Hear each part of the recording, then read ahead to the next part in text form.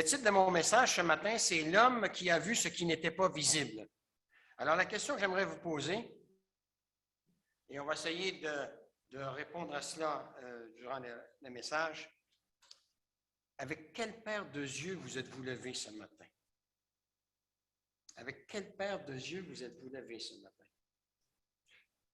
Le passage que nous allons examiner ce matin nous parle d'une situation extrêmement difficile vécue par le prophète Élisée et son serviteur alors qu'ils se sont retrouvés entourés par l'armée syrienne, qui cherchait à capturer Élisée parce qu'il révélait au roi d'Israël les différents plans qu'avait choisis le roi de Syrie pour envahir le pays. Et j'aimerais, pour ceux qui ont leur Bible, de vous inviter, affiché sur l'écran, dans le deuxième livre des Rois, au chapitre 6. Nous lirons à partir du verset 14. Moi, j'ai pris la français courant.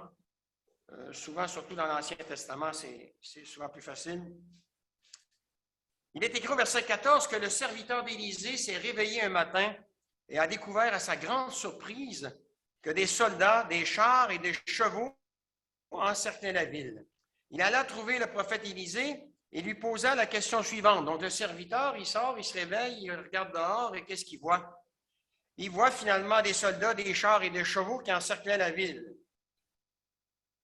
Et il pose la question suivante à Élisée, « Ah, mon Seigneur, qu'allons-nous faire? » Bien-aimé, probablement qu'aucun d'entre vous n'a jamais ouvert la porte de sa maison un matin pour affronter une horde de barbares armés qui attendaient qu'il sorte de son domicile pour l'arrêter et l'amener devant une cour martiale afin qu'il y soit jugé. Cependant, nous savons tous ce que c'est que d'être soudainement confronté à une situation potentiellement dangereuse qui échappe à notre contrôle. Nous pouvons donc comprendre l'état de panique dans lequel se trouvait le serviteur d'Élisée.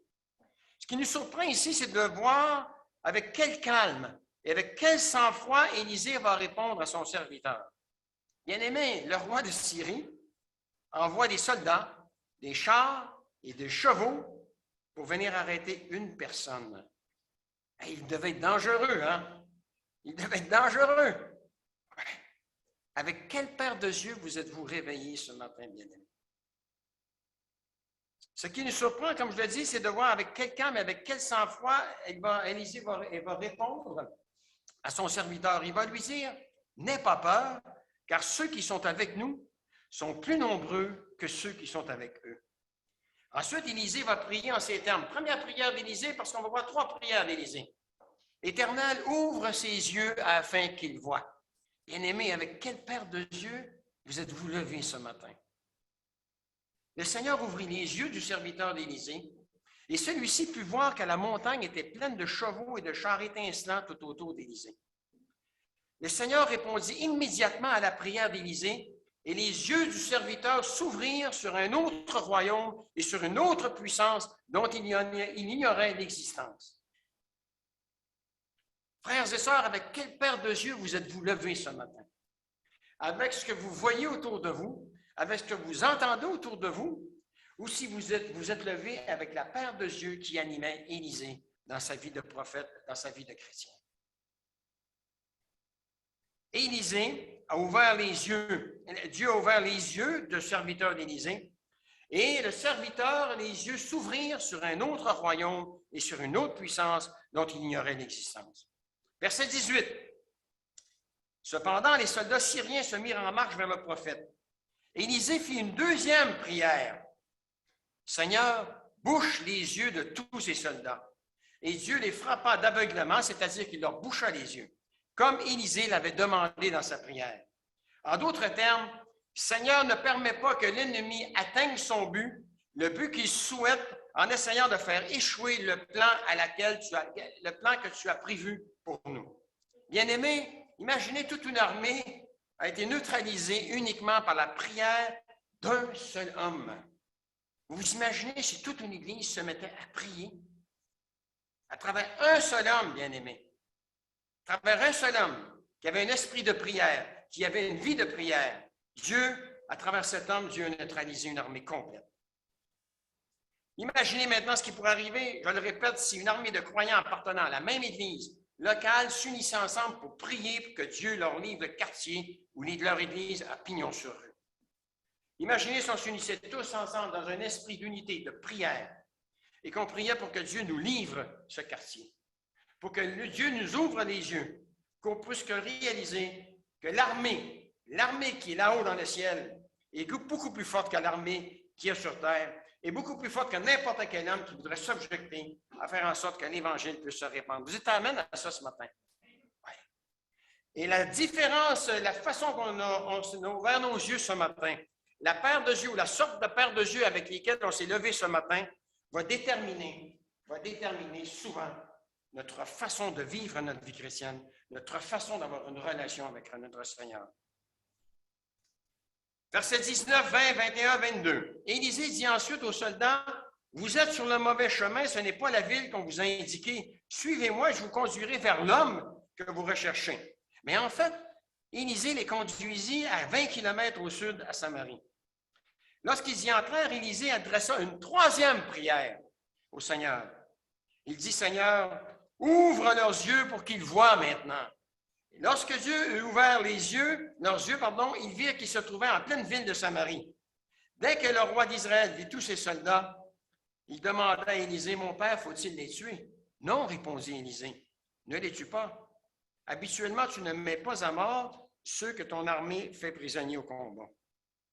En d'autres termes, montre-leur qu'il existe un Dieu bien plus grand, bien plus gracieux que tout ce qu'ils ont pu imaginer. » Et Élisée dit au roi d'Israël, verset « Donne plutôt à manger et à boire à ses soldats, puis laisse-les retourner chez leur roi. » Verset 23, le roi d'Israël leur fit donc servir un grand festin. Après qu'ils eurent mangé et bu, il les laissa retourner chez le roi de Syrie. Depuis lors, les bandes de pillards syriens cessèrent de pénétrer dans le territoire d'Israël. Rappelez-vous dans quel état s'était réveillé le serviteur d'Élisée ce matin-là, et qu'en l'espace de quelques heures seulement, bien-aimé, il avait été témoin de quelque chose qu'il n'avait jamais vu auparavant. Comment pensez-vous qu'il s'est réveillé le lendemain suivant? Sa façon de prier doit avoir complètement changé. J'imagine qu'il a adressé une prière au Seigneur qui ressemblait un peu à peu près ceci. Seigneur, montre-moi ce matin à nouveau ces chars. Montre-moi à nouveau les soldats du ciel que j'ai vus la veille. Aide-moi à prier comme Élisée, Seigneur. Aide-moi à ne plus jamais faire confiance à ce que je vois avec mes yeux physiques ou à agir selon ma nature charnelle. Seigneur, aide-moi à ne plus jamais m'appuyer sur ce que je peux accomplir avec mes capacités naturelles, avec ma force naturelle, car Seigneur, tu m'as montré ta puissance, alors ne me laisse plus jamais me contenter de moi. Amen. Et j'espère que ça puisse être notre prière aujourd'hui. Frères et sœurs, l'Église a été neutralisée pendant les 2 ans de pandémie. Maintenant, on devrait être s'équiper dans la prière pour livrer le combat à laquelle Dieu nous appelle, c'est-à-dire prêcher, annoncer l'Évangile qui parle de la personne de Jésus-Christ. Et frères et sœurs, c'est le plan de votre vie, c'est l'appel que Dieu a placé sur votre vie en tant que chrétien. Allez, faites de toutes les nations des disciples, baptisez-les au nom du Père, du Fils et du Saint-Esprit, et enseignez-leur tout ce que je vous ai enseigné. Peut-être que certains d'entre vous se sont réveillés ce matin en faisant face à une situation qui ressemble à celle qu'a vécue le serviteur d'Élisée, parce que vous vivez une situation qui échappe à votre contrôle et que vous vous êtes posé la même question que lui. « Ah, Seigneur, qu'est-ce que je vais faire? Qu'est-ce que je vais faire, Seigneur? » Bien-aimés, la première chose que ce passage nous enseigne, c'est de mettre nos yeux physiques de côté et voir la situation, votre situation, si vous avez des problèmes ce matin, avec les yeux du prophète Élisée. Vous verrez que vous n'êtes jamais seul et que Dieu est le seul sur qui nous pouvons compter pour affronter toutes les situations difficiles qui surviennent dans nos vies. Peu importe la situation dans laquelle nous nous retrouvons, nous pouvons être certains que Dieu est toujours capable de nous aider à nous en sortir et que nous pouvons toujours compter sur lui. Amen. Les êtres humains peuvent nous dire qu'ils nous aiment. Les êtres humains peuvent nous dire qu'on peut compter sur eux. Et ça arrive que ça fait défaut. Mais quand Dieu dit qu'il nous aime, et notre frère en a parlé ce matin à travers sa présidence, heureusement qu'il nous a aimés le premier, bien-aimé. Parce que s'il avait attendu après nous que nous l'aimions, il attendra encore. Et nous serions toujours perdus dans nos péchés. Frères et sœurs, Dieu est fidèle. Nous pouvons compter sur lui. Sachant que nous pouvons toujours compter sur Dieu, nous apprenons 3 choses sur lui qui devraient nous permettre d'affronter avec confiance les épreuves qui surviennent dans nos vies. Premièrement, Dieu connaît toutes choses d'avance, bien-aimés. Jamais Dieu est pris par surprise par rapport aux circonstances qui surviennent dans nos vies, par rapport à des circonstances qui surviennent dans ce monde. Dieu n'est jamais pris par surprise puisqu'il connaît toutes choses d'avance. Il est omniscient. Dieu connaît toutes choses et possède une sagesse illimitée. Cela signifie que Dieu n'a jamais été pris par surprise lorsque les grands de ce monde, ou n'est jamais pris par surprise lorsque les grands de ce monde prennent des décisions qui sont contraires aux siennes. Il savait ce que le roi de Syrie avait l'intention de faire et il l'a révélé à Élisée, qui à son tour a transmis l'information au roi d'Israël.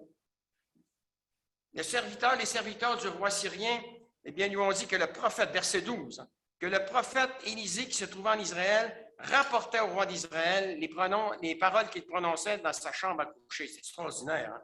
Extraordinaire. Élisée n'était pas là. C'est comme si l'esprit d'Élisée était transporté dans la pièce où le roi de Syrie est en train de planifier d'attaquer Israël et que l'Esprit de Dieu révélait à l'esprit d'Élisée tout le plan stratégique établi par le roi de Syrie.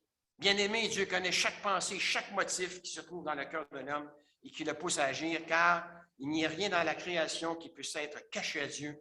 À ses yeux, tout est à nu. À ses yeux, tout est à découvert, et c'est à lui que nous devrons tous rendre des comptes. Le roi de Syrie a pensé qu'il pouvait envoyer des troupes et arrêter bêtement Élisée, sans même imaginer que Dieu informait Élisée de la venue des soldats. Élisée aurait pu se cacher, mais il savait que Dieu voulait régler ce problème de manière à donner au roi de Syrie et au roi d'Israël quelques enseignements sur le fait qu'il est un Dieu vivant qui prend part à l'histoire du monde, qu'il a créé et qu'il protège ceux qui lui appartiennent.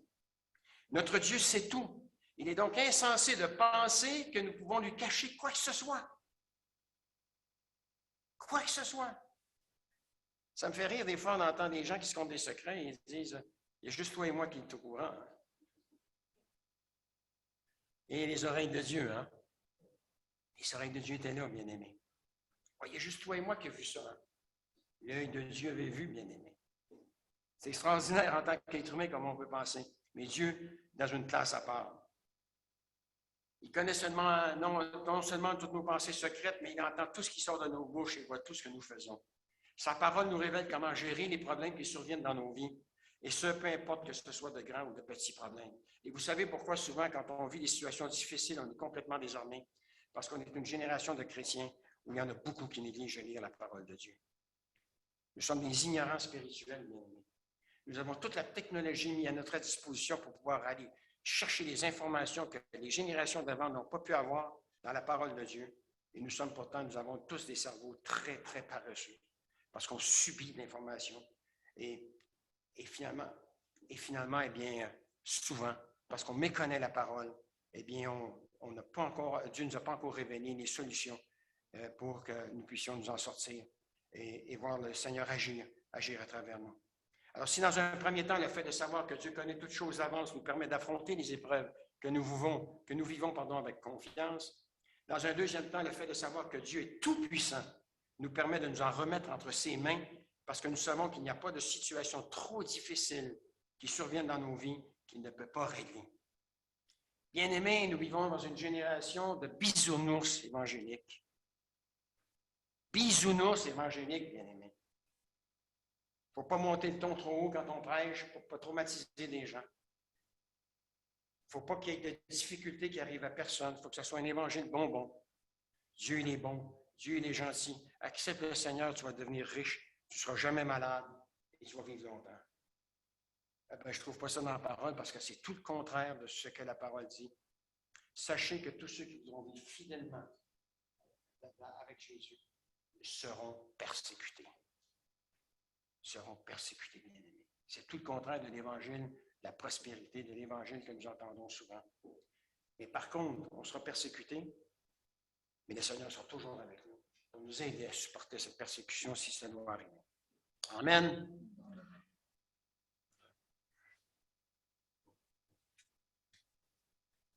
Rappelons-nous que peu importe les épreuves que nous avons connues, l'apôtre Paul nous dit, elles ont toutes été de celles qui se présentent normalement aux hommes. Dieu est fidèle à ses promesses et il ne permettra pas que vous soyez tentés au-delà de votre capacité de résistance. Mais au moment où surviendra l'épreuve, dit l'apôtre Paul, il vous donnera la force non seulement de la supporter, mais aussi le moyen de vous en sortir, comme ce fut le cas pour Élisée, bien-aimé.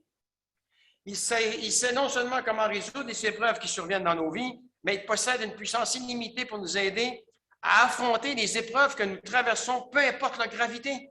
Est-ce que votre problème, si c'est votre cas ce matin, est aussi grand qu'une armée qui cherche à vous neutraliser, voire même à vous faire disparaître, mes bien-aimés? Bien-aimés, quand un malheureux crie, le psalmiste dit, quand le malheureux crie, l'Éternel entend et il le sauve de toutes ses détresses. L'ange de l'Éternel campe autour de ceux qui le craignent et les arrache au danger. Le psalmiste disait à son époque, même si une armée prend position contre moi, mon cœur n'éprouve aucune crainte. Et si une guerre s'élève contre moi, je reste malgré cela plein de confiance. Ce n'est pas compliqué pour Dieu de rendre aveugle ou d'avoir rendu aveugle tous ces hommes en réponse à la simple prière prononcée par Élisée. Il n'y a aucune nation, ni aucun être humain qui possède une puissance que Dieu ne puisse facilement réduire en miettes, y compris Poutine. Poutine, ce qu'il ne sait pas, il est quand même dans le plan parfait de Dieu. Il n'est pas quelqu'un qui arrive sur l'échiquier politique pour tout ébranler le plan que Dieu a prévu de toute éternité.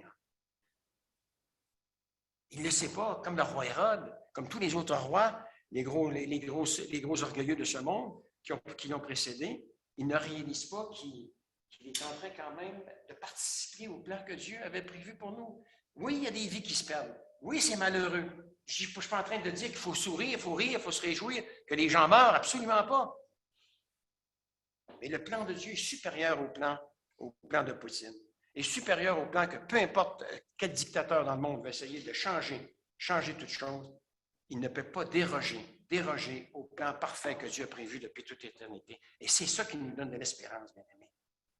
C'est ça qui nous donne de l'espérance. Et plus on avance, plus les temps sont en train de préparer la venue de l'Antichrist.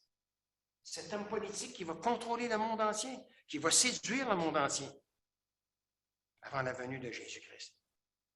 Et je vous l'ai dit la dernière fois, je suis convaincu, j'en fais pas un dogme. Quand je regarde les signes des temps, je suis convaincu qu'on est entré maintenant dans les débuts des douleurs de l'enfantement. Ce n'est pas encore la venue du Seigneur, hein?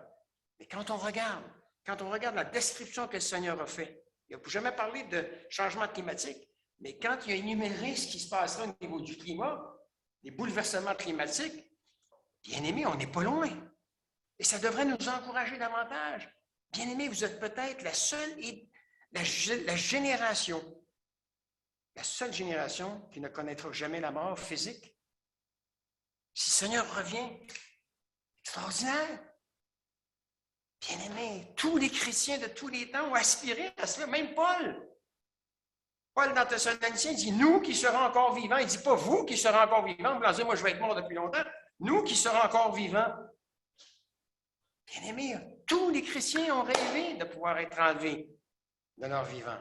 On est peut-être la dernière génération d'Église qui verra descendre du ciel le Seigneur Jésus-Christ. Alors, équipons-nous, prenons notre Bible, prenons les yeux d'Élisée, et quand l'occasion se présente de pouvoir annoncer le beau message de l'Évangile, eh bien, sautons sur cette occasion. Sans agresser les gens, mais dans le respect des gens, parce que ça reste des êtres humains comme vous et moi. Amen. Vous vous dites peut-être, c'est bien, mais si ça a marché pour Élisée, ça ne veut pas dire que ça va marcher pour moi. Si je pouvais seulement prononcer une courte prière comme Élisée et voir tous mes problèmes disparaître instantanément, comme l'exemple de ces soldats qui ont été frappés d'aveuglement, ce serait bien. C'est vrai que ce serait bien, bien-aimé, mais ce n'est pas comme ça que Dieu fonctionne.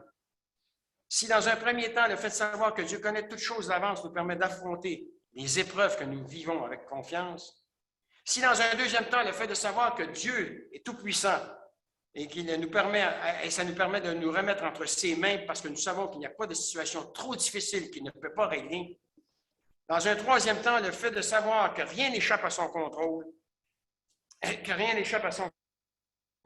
bien, lorsque nous vivons une situation, rien n'échappe à son contrôle lorsqu'il nous permet de vivre une situation difficile parce que ce plan, bien aimé, parce que ce plan de vie, ce plan que nous vivons coïncide avec le plan, la situation que nous vivons correspond ou coïncide avec le plan et l'appel que Dieu a prévu pour chacun de nous.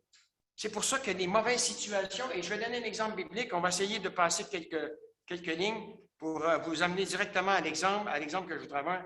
Mes frères et sœurs, sachons que nous bénéficions de la protection de Dieu, que nous pouvons toujours dormir en paix. Dieu veille sur nous, Seigneur, même quand il dort, le Seigneur veille sur nous.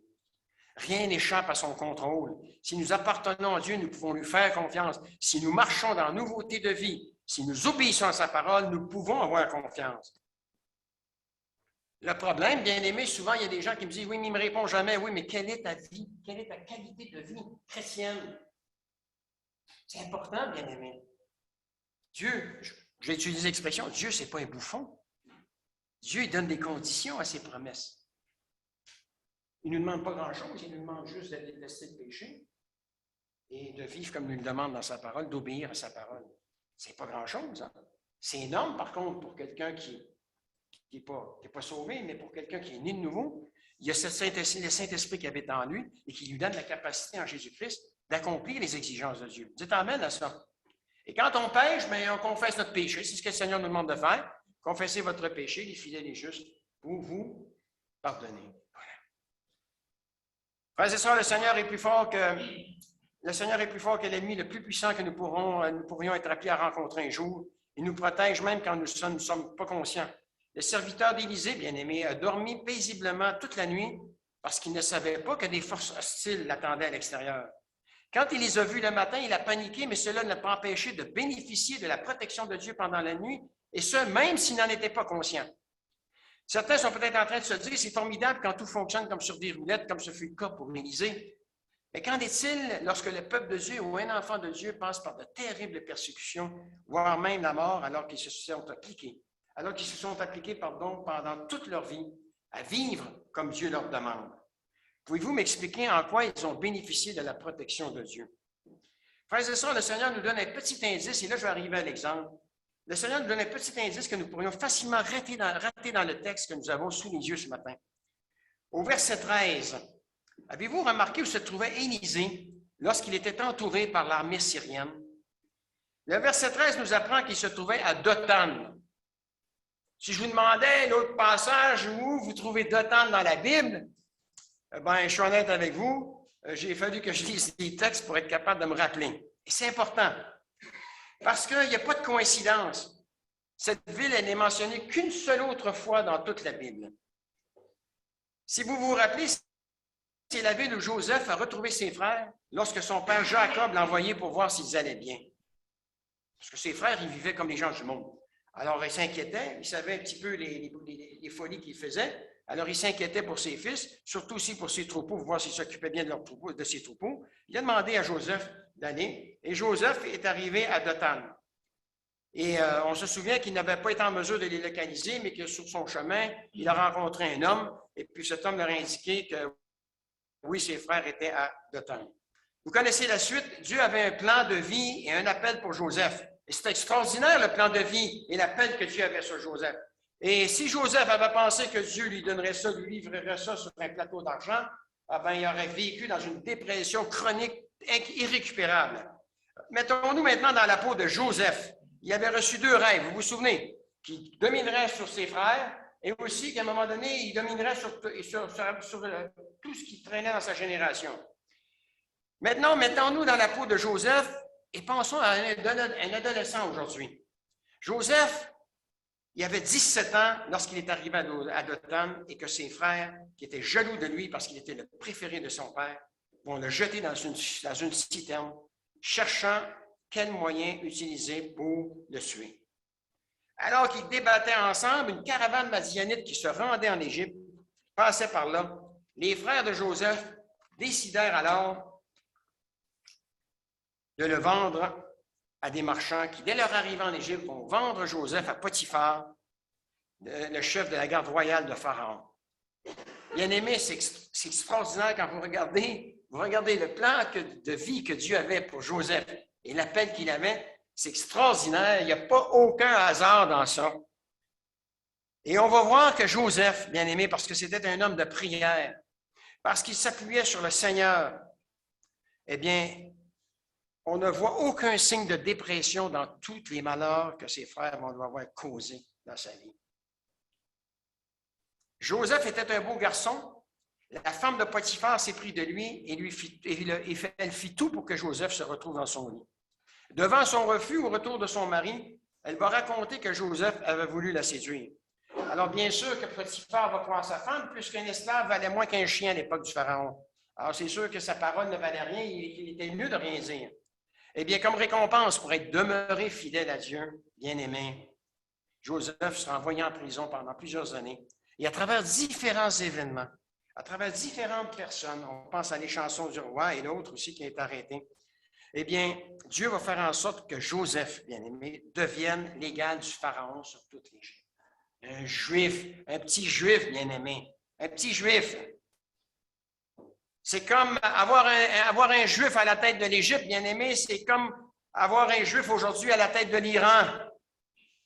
C'était impossible à vue humaine, bien-aimé. Mais Dieu avait un plan de vie pour Joseph. Dieu a un plan de vie pour vous. Et si vous pensez que c'est impossible que Dieu puisse vous utiliser dans l'appel qu'il vous a réservé, détrompez-vous. Bien-aimé, Dieu est plein de surprises pour vous et pour moi. Frères et sœurs, la seule chose que je ne voulais pas faire dans ma vie, c'était de devenir pasteur parce qu'il n'y a rien de pire que de travailler, rien de pire et de compliqué de travailler avec des êtres humains. J'ai essayé de m'évader à plusieurs reprises. Je dit, oui, ça, j'aime bien faire ce ministère-là. Ah, ça, j'aime bien ça. Et à un moment donné, le Seigneur m'a coincé. Il m'a dit, tu peux faire ce que tu veux dans mon Église. Mais si tu ne réponds pas à mon appel, tout ce que tu vas faire, c'est par tes propres forces.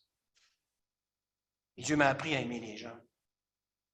Dieu a appris à vivre pour les autres parce que je vivais pour moi-même. Dieu m'a formé à travers des épreuves pour m'amener à aimer les gens comme lui m'a aimé, bien-aimé.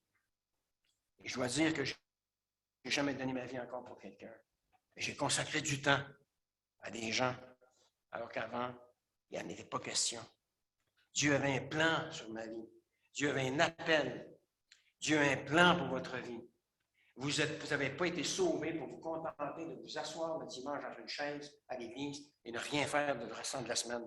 Dieu a un plan pour votre vie, bien-aimés. Dieu a un appel. Dieu veut se glorifier à travers vous. Dieu veut manifester sa présence et sa puissance à travers vous parce qu'il a encore à cœur, dans cette génération, les âmes qui ne le connaissent pas, les hommes et les femmes qui ne le connaissent pas, bien-aimés. Ça, c'est notre Dieu. Peu importe ce qui se passe internationalement parlant, Dieu veut que tous parviennent à la repentance et au salut. Amen.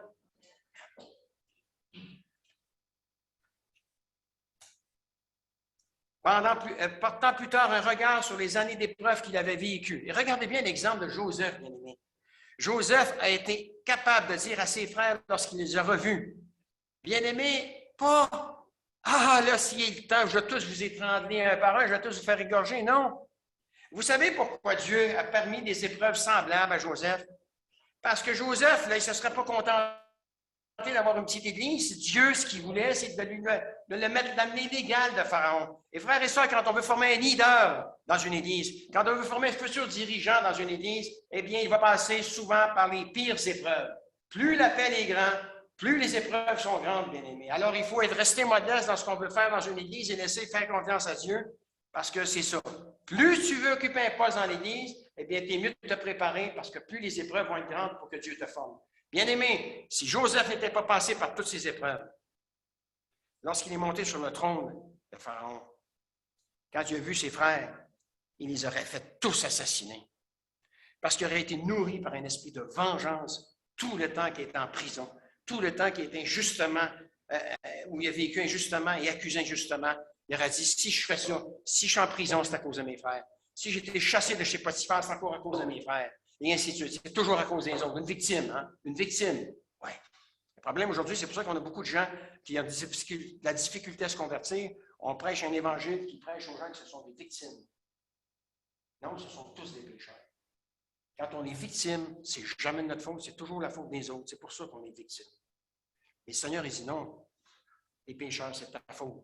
Les péchés, librement, tu les as commis, les péchés. Tu es coupable, comme notre frère a dit tantôt. Et heureusement que Dieu, nous bénéficions de la grâce de Dieu bien-aimé. Et Joseph sera capable de dire ceci, parce qu'il a été formé à l'école de Dieu, à travers des épreuves incroyables. Voici ce qu'il va dire quand il va rencontrer ses frères. Parce que ses frères, quand ils l'ont rencontré, chapitres 49 et 50, ils étaient convaincus que Joseph, quand Jacob est mort, ils étaient convaincus que Joseph se vengerait d'eux. Regardez ce qu'il dit. Ne vous tourmentez pas et ne vous faites pas de reproches pour m'avoir vendu ainsi. Maintenant, je vous les mets dans votre bouche, dans vos bouches, ces paroles-là. Et dites-moi si vous auriez été capable de sortir ça, bien aimé. Écoutez la suite. C'est Dieu qui m'a envoyé ici à l'avance pour que je puisse vous sauver la vie. Afin de s'adresser à ses frères. Dieu m'a envoyé dans ce pays avant vous pour que vous puissiez y avoir des descendants et vous faire vivre une grande délivrance. Ce n'est pas vous qui m'avez envoyé ici, mais Dieu. Et c'est encore lui qui a fait de moi le ministre le plus puissant du Pharaon, responsable du palais royal et administrateur de toute l'Égypte. Regardez la chose, ça c'est magnifique. Vous aviez voulu me faire du mal, mais Dieu a changé ce mal en bien parce qu'il a voulu sauver la vie d'un grand nombre de gens comme vous le voyez aujourd'hui. Bien-aimés, quand il y a des gens qui complotent de vous faire du mal, le mal qu'ils ont voulu vous faire, si vous êtes fidèles, vous marchez fidèlement avec Dieu, Dieu va transformer ce mal en bien. Et il va se glorifier pour l'œuvre. Et on va le laisser s'occuper de ceux qui avaient comploté de vous faire du mal. À moi la vengeance, à moi la rétribution, dit le Seigneur. Même s'il n'a pas vu d'ange qui fut durement éprouvé, Joseph se rappelait non seulement que Dieu avait un plan de vie pour lui, mais qu'il était en contrôle de toutes choses. Il ne perdit pas confiance et ne douta pas de la promesse de Dieu. Au contraire, la parole nous dit, sa foi se fortifia et il loua Dieu. Il crut et a continué à espérer alors que tout espoir semblait vain. Qu'est-ce qu'il devait se dire en prison? J'ai rien fait de mal, mais Dieu m'a promis. Dieu m'a révélé. Dieu est fidèle. Je peux compter sur Dieu. Il ne reniera pas sa parole à cause de moi. Et je suis certain que le plan de vie que Dieu a prévu pour moi, ainsi que l'appel, le plan de vie que Dieu a prévu pour moi qui me prépare à cet appel, eh bien, je le verrai un jour se réaliser. Frères et sœurs, c'est extraordinaire, hein? C'est extraordinaire de penser comme ça. Et pas avoir déprimé, avoir des tendances suicidaires. Joseph avait les yeux fixés sur celui qui avait fait ses promesses. Et quand on lit la parole, on doit garder nos yeux fixés sur celui qui a fait la promesse. Ce n'est pas un homme qui a fait cette promesse-là. Les hommes, souvent, c'est des promesses envoyées en l'air. C'est vrai, hein? On est rendu même aujourd'hui qu'on conteste la signature sur les testaments. Alors, il ne faut pas trop se fier à la parole des hommes aujourd'hui. Mais Dieu, frères et sœurs, il est fidèle et on peut compter sur lui. Et tout ce qui est là-dedans, frères et sœurs, c'est la vérité pleine et entière parce que c'est Dieu qui nous l'a révélé. Amen. Rapidement.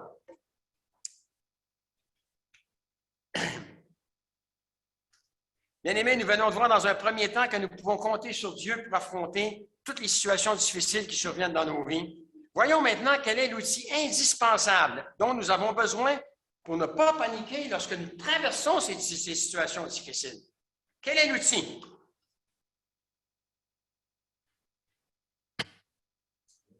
La prière, ben oui.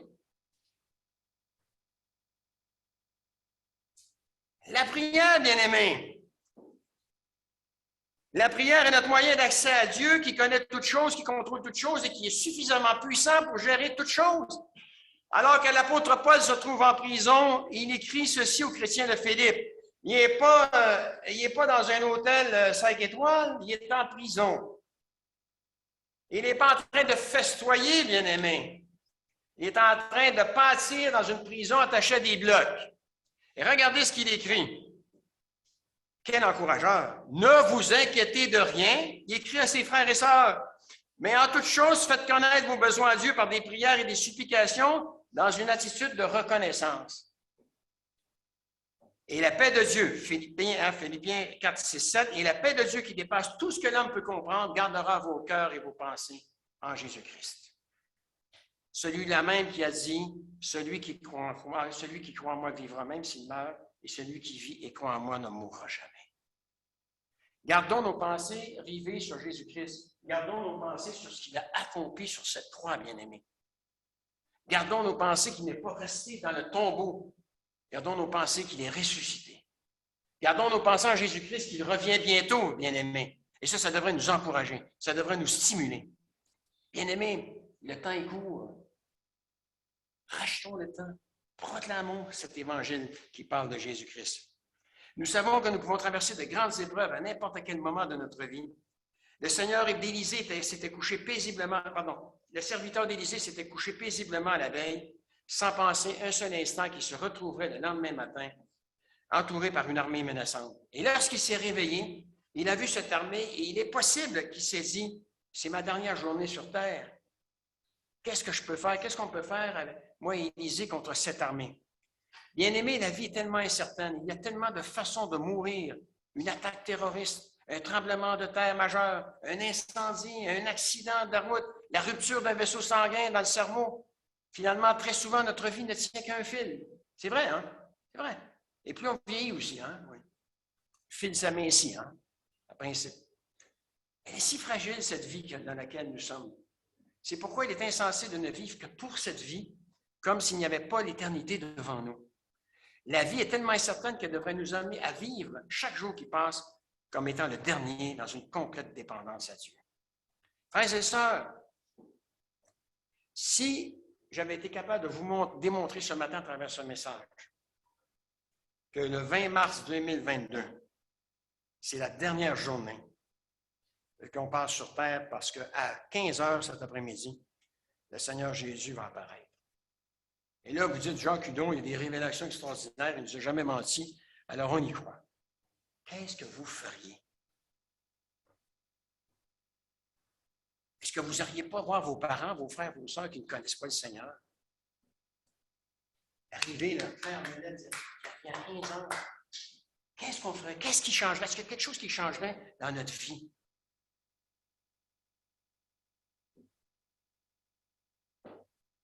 C'est important. Parce que finalement, j'ai dit, c'est ce que j'ai dit à mon petit-fils la semaine passée. Il a réussi à me donner la diarrhée il a attrapé quelque chose qui m'a donné la diarrhée. Et il est resté couché pendant 4 jours. C'était long. Et je lui ai dit, qu'est-ce que le Seigneur t'a montré à travers cette maladie? Je lui ai dit, Ethan. Je ne savais pas trop quoi dire. J'ai dit, écoute, je vais t'en donner juste une, moi. Il n'y a pas d'âge pour mourir. Que c'est pas parce que c'est pas quand on regarde une vieille personne qu'on peut se dire, bien lui, il est à la veille de mourir. Il n'y a pas d'âge pour mourir. Il y a des bébés qui meurent, il y a des enfants qui meurent. Je lui ai simplement dit, tu sais, à travers cette maladie, le Seigneur veut nous rappeler qu'on doit toujours être prêt à la rencontrer. Toujours être prêt à la rencontrer. Alors, j'essaie de l'enseigner à travers des moyens pratiques aussi, mais c'est vrai, il n'y a pas d'âge pour mourir, bien aimé.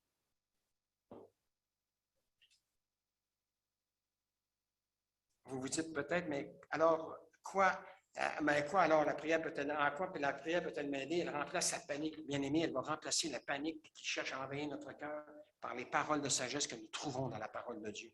Ce qui nous aide alors à faire face aux épreuves qui surviennent dans notre vie. Et frères et sœurs, souvent, c'est notre manque de connaissance de la parole qui nous amène à faire des choix qui sont humains plutôt que des choix qui sont bâtis sur la parole de Dieu. On a besoin de se nourrir de la parole de Dieu. Le mardi soir, on passe un temps extraordinaire dans la prière le mardi soir. C'est vrai que ce n'est pas facile. C'est vrai que ce n'est pas facile. Mais le Seigneur ne demande pas de faire des prières qui vont durer 15-20 minutes. Vous avez vu la prière, les 3 prières faites par Élisée? Comme on dit en anglais, hein? Short and sweet. Hein? Cool. C'est pas long. Ouais. Et Dieu a répondu à ces prières. Et Paul dit, quand vous priez, bien, faites-le avec reconnaissance. Remerciez déjà Dieu parce que vous savez qu'il va répondre. Et il va répondre. Peut-être par un oui, peut-être par un non, peut-être qu'on doit attendre, mais il va répondre. Amen. Le texte ne le dit pas clairement, mais je crois que le prophète Élisée avait acquis la sagesse de savoir comment gérer cette situation comme il l'a fait, parce que c'était un homme de prière, et le fait d'entretenir une vie de prière lui a ouvert les yeux sur la réalité spirituelle que la grande majorité de chrétiens ne voient malheureusement pas aujourd'hui. La prière, bien aimée, elle nous ouvre nous sommes en présence de 2 hommes qui sont des croyants et qui aiment le Seigneur. Le problème, c'est que bien que le serviteur d'Élisée était un enfant de Dieu, Il avait peu ou pas de vision spirituelle. Il y a beaucoup de gens comme ça dans l'Église de Jésus-Christ, malheureusement, aujourd'hui. Ce sont des enfants de Dieu, ils vont à l'Église, ils vont là où les serviteurs de Dieu se trouvent, ils font les choses qu'on leur demande de faire, mais ils ont peu de vision, peu ou pas de vision spirituelle, comme ce serviteur. Ils font les choses qu'on leur demande de faire, mais ils ont peu de vision spirituelle. Lorsque l'ennemi arrive, comme c'est le cas, dans le cas que nous examinons ce matin, leur toute première réponse ou leur toute première question, c'est « Que devons-nous faire? Que dois-je faire? » Dieu n'est même pas dans l'équation, alors que c'est lui qui a non seulement la solution, mais qui est la solution, bien-aimé. Amen.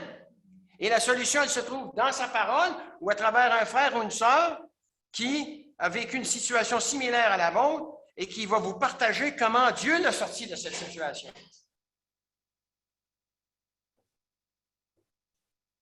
La grande majorité d'entre nous déterminons la réalité des choses par nos sens physiques. Si nous pouvons voir, entendre, sentir ou goûter, entre autres, nous nous disons que cela doit être réel. Je suis certain que pour le serviteur d'Élysée, la réalité se limitait à voir qu'il y avait des milliers de soldats montés sur des chars, montés sur des chevaux de guerre qui pouvaient anéantir toute la ville de Donan avant la tombée de la nuit. L'apôtre Paul appelle ce type de personne l'homme naturel. Il est venu au salut par la foi dans le sang versé sur la croix de Jésus. Pourtant, tout comme le serviteur d'Élysée, il voit les choses avec ses yeux naturels et il avance avec sa force et son raisonnement naturel. En s'appuyant sur ses propres forces, il se prive de voir le Seigneur manifester sa gloire à travers lui. Et je l'ai déjà dit plusieurs fois, qu'est-ce que c'est la gloire de Dieu? Quand Dieu dit, je veux manifester ma gloire à travers Jacques Hulot, quand Dieu dit, je veux manifester ma gloire à travers Ruben, qu'est-ce qu'il veut dire? Ça comprend trois choses, la gloire de Dieu. On a des exemples dans l'Ancien Testament et plusieurs dans le Nouveau. La gloire de Dieu, c'est qu'à travers Jacques Hulot, à travers Ruben, à travers Ruth, je veux manifester ma présence. Deuxièmement, je veux manifester la puissance. On a un esprit de puissance. Hein? Et troisièmement, je veux manifester le caractère de Jésus-Christ. C'est les trois choses qui manifestent à travers lesquelles Dieu veut manifester sa gloire, bien-aimé. Et on peut le louer, lui rendre grâce qu'il utilise des êtres humains comme nous, faibles, des êtres humains comme nous, pour manifester sa présence, sa puissance et le caractère de Jésus-Christ. Et c'est pour ça qu'il nous a fait des ambassadeurs, non seulement des prêtres, mais des ambassadeurs. Nous représentons. Et bien aimé, je le répète, Dieu joue sa réputation à travers vous et à travers moi, en faisant de nous ses ambassadeurs. Quand quelqu'un regarde une personne qui dit « Moi, j'appartiens au royaume de Dieu », frères et sœurs, avant de le dire, on doit refléter ce que le royaume de Dieu représente. Les Américains, ce sont les plus exigeants pour nommer un ambassadeur dans un pays. Et quand vous rencontrez, je ne sais pas si vous avez déjà rencontré, parlé avec un ambassadeur américain, moi, ça m'est arrivé, frères et sœurs, tout ce qu'il cherche à faire, hein, c'est de vous vendre son pays. Pour un ambassadeur américain, les États-Unis, c'est le plus beau pays au monde. Entre guillemets, c'est le paradis. Il fait bon vivre aux États-Unis. La justice, elle règne aux États-Unis. Il n'y a pas de défaut. Les États-Unis n'ont pas de défaut. Mes frères et sœurs, ils représentent bien les États-Unis. Et comment les États-Unis, le gouvernement américain, choisit-il un ambassadeur? Ça doit être quelqu'un qui est au-delà de tout soupçon. C'est la même chose avec la parole de Dieu. C'est la même chose pour le royaume de Dieu, bien-aimé. Comment Dieu choisit-il ses ambassadeurs? Il les choisit parce qu'ils marchent fidèlement avec la parole, parce qu'ils reflètent fidèlement le royaume et il peut les utiliser pour l'avancement de ce royaume. Bien-aimé, Dieu ne devra pas être moins exigeant finalement que le gouvernement américain, n'est-ce pas? Dieu a des exigences qui sont plus élevées parce qu'il va atteindre un but qui est beaucoup plus élevé. C'est le salut des âmes. En conclusion, bien-aimés, il y a deux façons de vivre la vie chrétienne. La façon du serviteur d'Élysée et celle du prophète Élysée. Celle du serviteur, c'est celle qui s'appuie sur ses propres forces pour vivre dans ce monde. Celle d'Élysée, c'est celle qui s'appuie sur ce Dieu omniscient, omnipotent et omniprésent qui nous a donné son esprit, qui a un plan de vie, un appel pour chacun de nous, à travers lequel il aspire à manifester sa gloire en attendant qu'il nous rappelle à lui et nous montre tout ce que nous avons hérité dans notre union avec Jésus-Christ.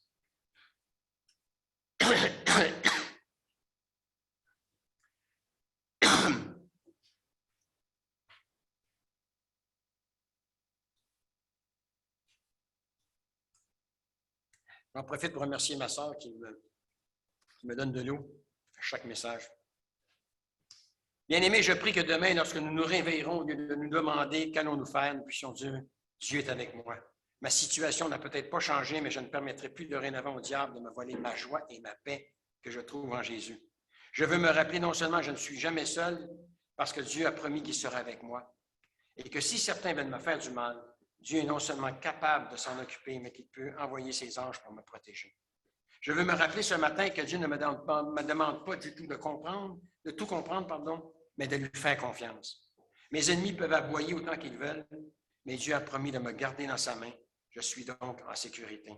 Ce matin, ce que j'ai le plus besoin, c'est de demander à Dieu qu'il me donne la foi d'un enfant, capable de dire « Dieu est beaucoup plus grand que moi. Dieu a un appel et un plan de vie merveilleux pour moi, et je veux être un membre actif dans ce plan. Dieu est éternel, le ciel est éternel, la parole de Dieu est éternelle, son peuple est éternel.